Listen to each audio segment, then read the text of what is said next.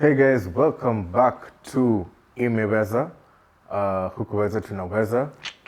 Over here we got George over here. So, George Ahere, co-founder of Weza Interactive Entertainment, and myself, James Ahere, also co-founder and chief legal officer.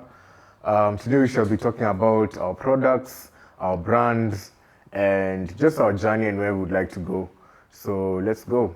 So first of all, Mzito. Mzito is our first flagship product.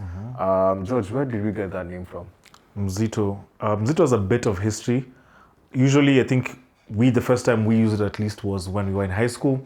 And it was most of the time used to mean somebody with someone that's strong. Somebody, if you translate the word, it just means weight or someone that's heavy. But when you use it in Swahili or in Sheng, it's someone who's strong with something. Somebody who has a potential in something. You could be strong, you could be passionate, you could be skilled, you could be creative. But when somebody says when Mzito, it means you have potential in that thing, in that field. So that's where the word Mzito came from. And I feel like it really fit what we were going for, making people feel like they're Africans with untapped potential they can tap into and become, Mzitos. Yeah. Yeah, we actually believe in African youth. We believe in Africans. It's time for Africa. Like you can see over here, we do not African time. It's time for Africa. So yeah, and Mzito is actually a philosophy. It's a way of life. It's a movement. So maybe George, you can highlight a bit of that because I would say the base of it is empowerment and unlocking your potential. So yeah. Yeah. There's many layers to it. There's, of course, like the philosophical part, which is more about what really pushed us to think, what are the pillars of Mzito? What does that mean? The philosophy behind it. What are we trying to share with our products, with our brand? That's the philosophy of it. And then, of course, there is now the universe itself, the story that we take our players through or we take our users through. So we're going to talk a bit about both. We'll start with the philosophy because that really affects, what were you thinking when we were coming up with the ideas for Mzito? And what does it mean? So Mzito in itself, or the Mzito philosophy, is centered around these 5 ancient spirits. And these 5 ancient spirits represent specific things in African culture. Why we went this direction is because at the beginning we knew we wanted to create authentic African experiences. But one of the key things we had to figure out is what is African. And that is a very, very hard thing to decide or to decipher. And you can't really find the answer anywhere. No matter how much you research, you won't find a sentence that will describe to you that this is African. So we took it upon ourselves to define on ourselves, like what do we see when we talk to an African, when we're in Africa, when we exist here, and what do we believe in? And we believe in the potential of Africa. So we came with a definition that allows us to unlock that potential. That's what Mzito is. That's what Mzito philosophy is. A journey towards unlocking your true potential, unlocking your untapped potential. And like I said, 5 masks. Each of them is presenting different things. First is... And actually, those 5 masks are now what became now the Mzito Universe. Because from the Mzito philosophy, which is about untapped potential and about awakening this potential in every person within Africa, we came into now the Mzito Universe, which is basically the foundation of our products and majority of our brands and just the journey which we're going to go through as we build our business, as we build the products. Yeah. So I'll talk about the masks, the 5 concepts, the 5 ancient spirits. First one is Shuja. Shuja represents wisdom, it represents leadership, and represents hope. And it's not only the most critical, but it needs to be the first, at least according to us. And yeah, it's wisdom, it's hope, it's leadership, a core, and it's really tied to, it's very important to have first, because first you have to acquire knowledge, educate yourself, and then with that you'll gain a bit of wisdom, and then with that you will give yourself and your environment hope for the future. You'll begin now unlocking your potential by leading yourself and leading the people around you. Exactly. And it's really important for us because it was the first game we made as well. We'll talk a bit about that later. But yeah, so the second one is Riziki. Riziki is all about unity. We believe it's like Riziki stands for the rhythm of life, but the rhythm of life that's all around us and that unites us as one stream or one people. And we see this in our music, in our dance, in our culture, and you see it expressed in very many different ways, but it connects you to yourself, it connects you to your culture, it connects you to your past, and it's just the rhythm of life all around. It's almost like a sound or like a frequency that brings us all together. So in general, Riziki is unity, but it's also the movement, it's also the culture, it's also the music that's all around you that brings you together internally and externally. Yeah, and it's actually, we've joined two words, rhythm and music. I'm a rhythm na muziki. So that's where riziki comes from, because actually in Swahili it means to sustain or sustenance. Sustenance, which I believe makes a lot of sense as well, because that's the thing that sustains us. That rhythm you go through every day when you wake up, when you're talking to your loved ones, when you're going out, when you're listening to music, it's all a rhythm that sustains you, that moves you forward. So it's sort of like a movement. Yeah. And next we have Aja. Aja represents motherhood, represents our mother nature herself, and also this nurturing, this growth, growth like in terms of being nurtured towards growth. So it's your environment, it's what sort of sustains you. Taking care of your environment. Taking care of your environment. Cultivating it, making sure it's the right environment that can help you grow. This is in so many things, like, protecting your environment, with protecting your body as a temple, because those are the things that nurture you towards taking care of like your friends and your circles around you, because that is an environment that nurtures you towards, reaching your true self or to your true potential. Next we have Shaka. Shaka is your fighting spirit. It's all about discipline. It's about willpower. It's about understanding your core values and, living day to day according to them.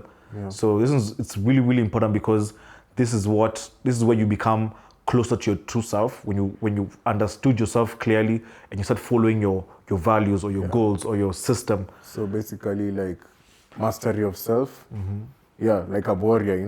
Warriors have to master themselves. They have to know what their core values are. But you can also still be a warrior in the kitchen, you're whipping, but you're really good at it. And there are certain fundamentals of what you're doing. So, that fundamentalism, your values, standing up for what is right, standing for what is true to you. And that is Shaka. Shaka. And the last one you have is Mila. Mila is about growth, about transformation, becoming something new, metamorphosis. And I also mentioned it last. As you can tell, that order of the way I mentioned them is how we believe people should awaken these concepts inside ourselves. First, you have to, acquire wisdom and leadership and give yourself hope. And then after that, you have to seek unity within yourself and outside of yourself, unite with people, band together. Once you have that, you create an amazing environment for yourself that can allow you to nurture, to start growing. And then after that, you start perfecting your skills. You get disciplined, you understand your value, you start creating cultures that, that can stand up for yourself, that give you willpower, that give you skills, the correct skills that will allow you to now impact the people around you and your world. And then last but not least, you metamorphosize, you grow, not you grow, but you change and become something new. After you've acquired all these things, you unlock your true potential and, caterpillar to a butterfly. But that is the philosophy in itself. And I guess from that we can move on to the products and the universe, the story behind all these ancient spirits. So our first product was called Mzito, but it was based off the Shuja spirit or the mask. We actually call them masks because that's our representation of them. Like, they look like masks, but they are spirits. So the first game was based on Shuja. Shuja means leadership, initiative, attainment of wisdom, and then we brought hope back to Africa. I don't want to talk too much about that because we want you to go and play the game. It's on the Play Store. But basically, it's an adventure. We go around Africa to discover beautiful touristic attractions. We have the Giza Pyramids, the Great Rift Valley, what else do we have? The Badekara escarpments. We have so many locations. Congo Forest. Yeah. Exactly. Yeah. So over about 15 locations that you can explore inside the game that you can sort of learn a bit about. As you can see, the themes around the game are around, around understanding, bringing back hope to these locations, but first acquiring wisdom about them. Yeah. And this was also instrumental because as we were making this game, we were gaining this wisdom. We were also learning how to be leaders, and we were giving ourselves hope and the people around us hope. Yeah. And as you can tell, for the universe, as you see it as a story itself, it's more centered around these ancient spirits guiding the Mzito on these journeys. We'll let you go to the game and sort of understand more about the story and what leads everything forward, because we'll be spoiling it for you if we talk about it here. But it really centered around these ancient spirits guiding the Mzito, that is you, people out there, that is all of us, throughout this journey to awaken all these concepts, these 5 ancient spirits inside us. But yeah, Mzito is the first endeavor into that. First time we get to explore those ideas, and we get to explore, acquiring this wisdom about Africa, exploring these awesome locations, and bringing back hope to Africa. So it was really all about hope. Yeah. And yeah, second game. Yeah. Sorry. Yeah. So the second game, we brought back hope to Africa, and then now the Mzito continue on their journey, and it's about uniting Africa now, because okay, you've learned all these things, you've taken the initiative, you've attained wisdom, but then Africa is still like separated. So it's now your job to unite Africa and to learn about all these people from Africa, and also to learn about yourself. And like George mentioned, our second spirit of the mask is called Riziki, and it's about alignment to one frequency, unity. And we choose to unite Africa through music. Yeah. Yeah.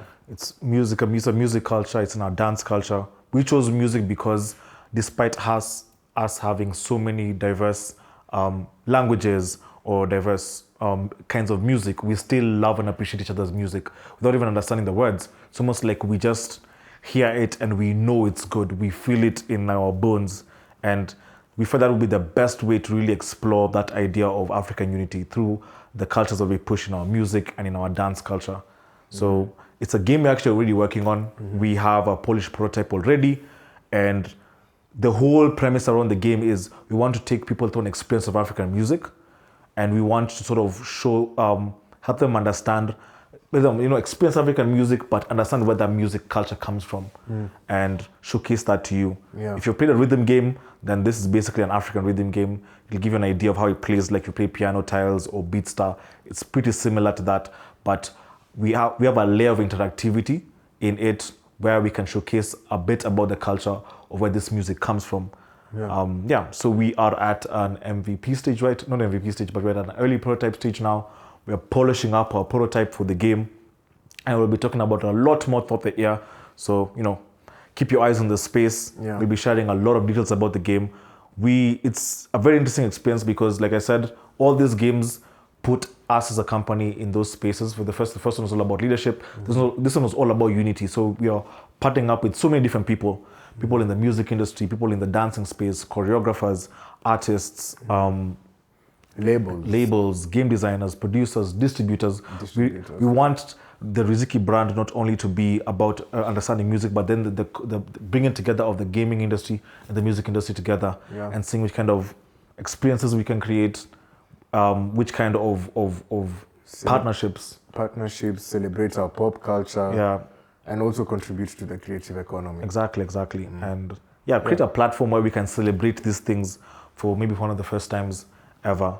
But that is, at least if you think about the story of Mzito Universe, it is about these you unlocking your potential and being guided by this ancient spirits, and we want to tap in from several different places, from the past, from the present, even from the far future, and tell you these stories of awakening your inner potential. We haven't made games for the other masks, but we definitely will. We want to grow all these brands to become entities of their own. That is really the vision behind it. Shuja will be its own thing. Riziki, Aja, Shaka, and Mila will be their own big brands with their own entities, with their own experiences that will allow our players sort of explore those ideas of hope, ideas of unity, ideas of discipline, ideas of your environment, and also about metamorphosis and growth. But besides that, we do have one game, that other game we're working on. It's in the educative space. It's a math game for kids. And the whole idea behind this game is to sort of teach very young kids math. That's a really important thing in our day-to-day lives. We do have an early prototype for the game, but after testing it, we realized a lot of things that we didn't do right.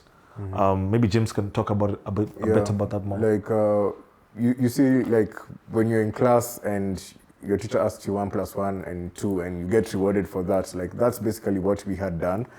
You answer a question and you get rewarded, but then we felt like that was really blunt. It doesn't really meet the goal of what we wanted to do, is to showcase math in an interactive way, to teach math in an interactive way. So we had to take a step back and ask ourselves, how can we make math more interactive?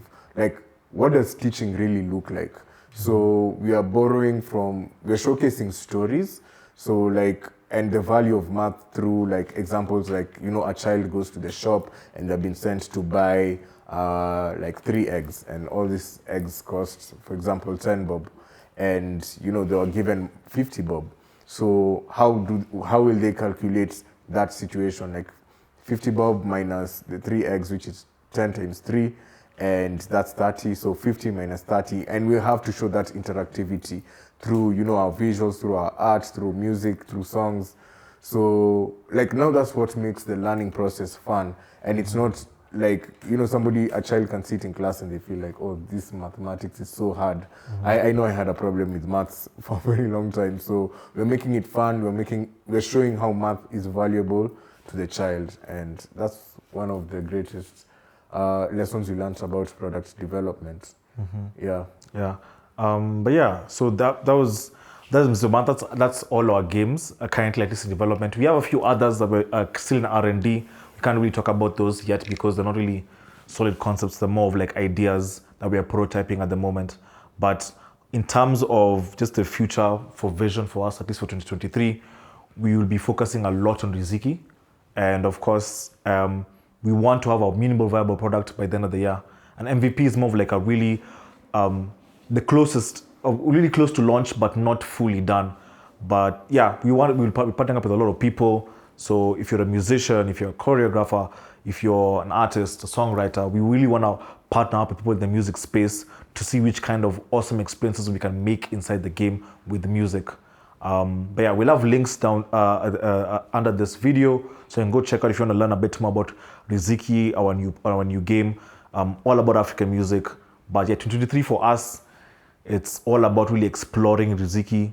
And of course, we are at this point of also funding. We're trying to fundraise for a lot of our projects, so we can make sure these things are reality, but they're also done really, really, really well. Yeah. But yeah.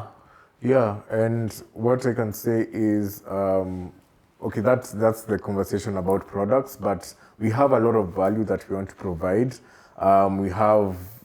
We talked about philosophy. We have something called Mzito mentality. I would love to explore that in another episode, but just to tell you about it, it's basically becoming the best version of yourself. And how do you become this? So we are trying to showcase how people can become whole-rounded human beings, because sometimes we focus on certain strengths, like you're going to the gym and you have a lot of strength and you have big muscles, but are you really okay mentally? Are you really okay socially? Or sometimes you might focus on finances and you have all that money, but hey, you're treating people badly, or you might have some mental health issues, or even physically your health isn't good. So yeah, Mzito mentality. If you'd love to have that conversation, we'd love to, dive into that, because we're philosophers, we are all about conversation. And even as George has mentioned, with Project Riziki, we shall be exploring a lot of music. So we'll have conversations about music. What do we love? What do you like to listen to? If it's bongo, if it's amapiano, Afrobeat, Afrofusion, rumba. So exploring that, how Africans consume this music, and just having lead conversations about the whole space, about the gaming space, how that comes and joins into the music, what the future also looks like with those two things coming together. Because one thing my lecturers talked about, because I did a master's in game development and research, is that this is the century of the ludic century, the playful century. It's all about interacting, and you'll notice that every new advancement in technologies improves interactivity. It's all about it's more about doing than just hearing or just listening. So we want to see how we want to talk a lot about how African culture, or how Africans are going to create more interactive experiences, more interactive spaces, more interactive like ideas, and even maybe new genres. Because if you look at the past, like creations of hip hop, of jazz, of rock, all happened because of that mixture of culture, or the African space sort of entering entertainment and beginning to exploit. So it's going to be an interesting, I think, the next couple of years. We are really excited to start talking about this stuff, and maybe even featuring some of the amazing talent that's on the continent, and some of the awesome stuff that they are making as well. So yeah, guys, you've heard that. We are very awesome. Africa has a lot to provide. Weza. Catch you in the next episodes. We got a lot of content coming through, like George has mentioned. I don't gotta repeat myself. Let's go. Guys, like, subscribe. Imeweza. Hukuweza tumeweza. Yeah. Yeah. Nice.